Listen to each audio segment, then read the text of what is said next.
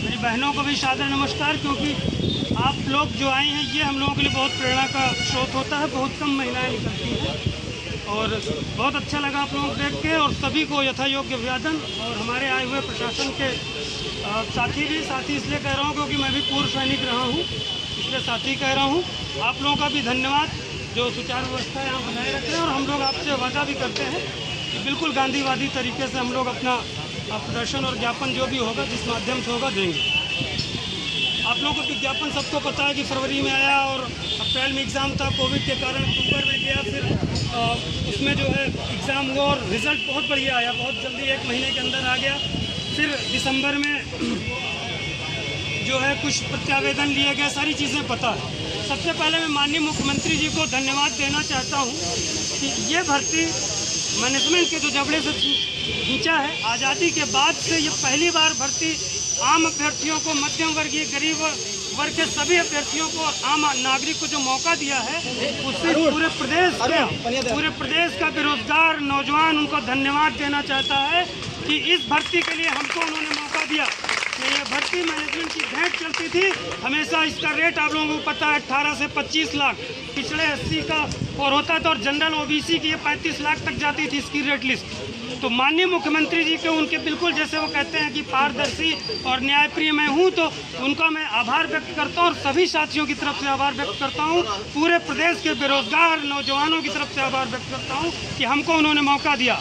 लेकिन यह भर्ती सिर्फ बता रहा हूँ आपको, लाल फीताशाही इन अधिकारियों के भ्रष्टाचार की भेंट चढ़ी है, इसको आप लोग मान लीजिए। क्योंकि ये अधिकारी किस तरह से बरगलाने का हम लोगों को कार्य किया है, कभी पत्रांक के नाम पे, कभी इस भर्ती में स्टे के नाम पे। ये आधिकारिक रूप से आप लोग देखते होंगे, पीएनपी सचिव जी का पूरा रिकॉर्डेड है, ऑडियो भी वायरल हुआ था कि स्टे नहीं है। मैं व्यक्तिगत मिला था, उन पीएनपी सचिव जी ने मुझसे पूछा कितने पढ़े हैं।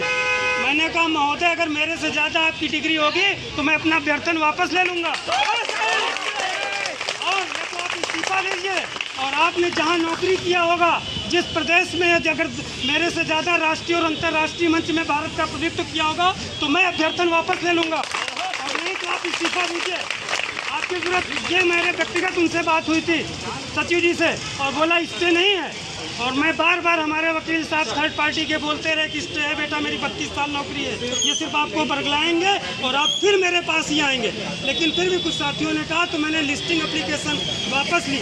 जो काम सीएससी का है, सरकार का है, सरकारी वकील का है, वो काम भी अभ्यर्थी कर रहे हैं, आप लोग कर रहे हैं, हम लोग कर रहे हैं, थर्ड पार्टी कर रही है, और ये अधिकारी सिर्फ और सिर्फ बरगला रहे हैं। आप बताइए, चलिए ठीक है, मान लिया सारी चीज़ें आपकी नहीं हुई, आप अभी तक सीट बताए, कम से कम सीट बता दिए होते, हम लोगों को ये पता चल जाता। तमाम निदेशालय में हम लोगों के साथ भी नौकरी किए वाले लोग हैं, तो पढ़ने वाले लोग हैं जो आग वहाँ अधिकारी बनने बैठे हैं, कोई कभी बताता इसमें सीट कम है, कभी इसमें सीट कम है, आप सीट ही बता दीजिए कम से कम।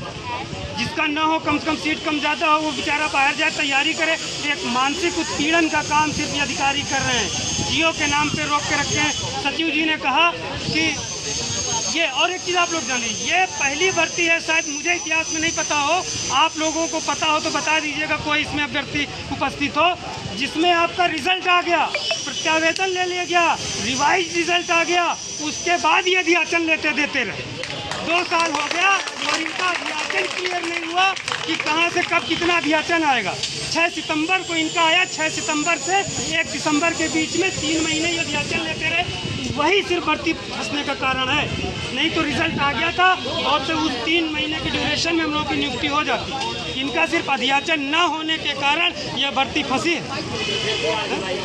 और उसके बाद सचिव जी ने कहा कि आपको पता है अंतिमा शुक्ला पूर्णिमा शर्मा वाले में स्टे था।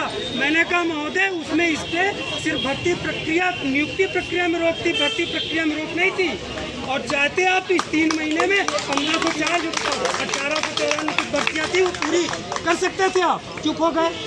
फिर स्टे नहीं है मेरे हिसाब से, मतलब आप सिर्फ और सिर्फ बरगलाने का काम करते हैं। ये अभ्यर्थियों को आप माननीय मुख्यमंत्री जी की जो छवि को खराब करने का काम कर रहे हैं, उनके जो करते हैं पारदर्शिता और भाई भतीजावाद हम नहीं होने देंगे भर्ती प्रक्रिया में, उनको सिर्फ आप नुकसान पहुंचाने का काम करते हैं। और माननीय मुख्यमंत्री जी, अगर आपने इस तरफ ध्यान नहीं दिया तो 2024 के चुनाव में पूरे प्रदेश का अभ्यर्थी पूरी तरह से भाजपा के प्रति निष्ठावान है, समर्थक है, सारे अभ्यर्थी वोट करेंगे, लेकिन हम लोगों की अगर नियुक्ति नहीं हुई तो मजबूरी में हम लोगों को विरोध करना पड़ेगा।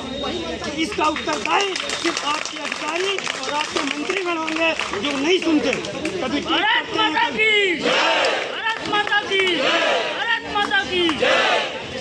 तो साथियों, यही आपसे कहना चाहता हूँ, घर से निकलिए। आप लोग देखिए जो काम थर्ड पार्टी कर रही है, मतलब सरकार का जो काम है वो हम लोग कर रहे हैं। दौड़ में एक लिस्टिंग एप्लीकेशन तक लोग दायर करने के लिए तैयार नहीं है, एजेंसी फाइल करने के लिए तैयार नहीं है। तो आप लोग समझिए कि सरकारी वकील किस लिए बनते हैं, सरकार क्या कर रही है, इसको संज्ञान में क्यों नहीं लेती, इनको टाइट क्यों नहीं करती। तमाम अभ्यर्थी हैं जो लगातार ये इन चीज़ों को आप लोग ध्यान नहीं देंगे, नहीं निकलेंगे। अगर अभी देखिए पूरे प्रदेश से सिर्फ कितने ही लोग हैं, ये क्या आप समझते हैं ये क्या कमजोरी है। लोग कितने लोग हैं, पूरे प्रदेश के 100 लोग हैं। तो इसमें कहीं ना कहीं हमारा और आपका भी लूज पॉइंट है, जो हम लोग नहीं निकलते, समर्थन नहीं।